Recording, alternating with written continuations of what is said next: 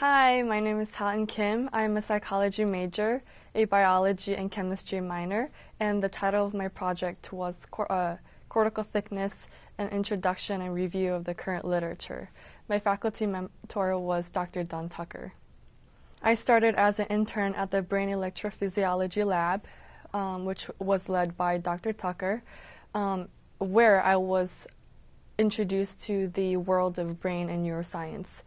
I had a desire to explore the brain further, and Dr. Tucker suggested me that I do a review about cortical thickness, which is a very important concept but is relatively unexplored. So I decided to do a literature review about cortical thickness.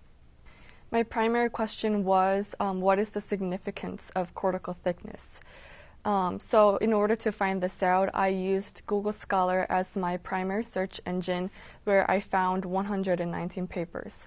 I scanned them through and grouped them into similar subtopics.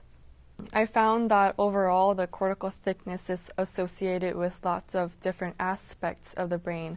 For example, some studies reveal that the cortical thickness is associated with neurological disorders such as autism spectrum disorder or ADHD. There was some significant differences of cortical thickness patterns of autistic brains compared to that of healthy brains.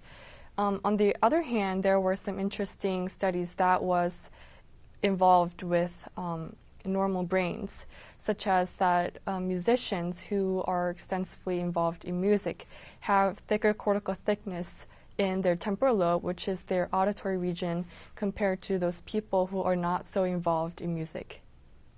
My research has its significance in the fact that it summarizes all relevant topics related to cortical thickness. The literature review encompasses all relevant subtopics related to cortical thickness, such as neurological disorders, studies with healthy participants, and even the techniques used to measure the cortical thickness. Therefore, I think it is a good overview of what is currently happening in the field and what the general trend is.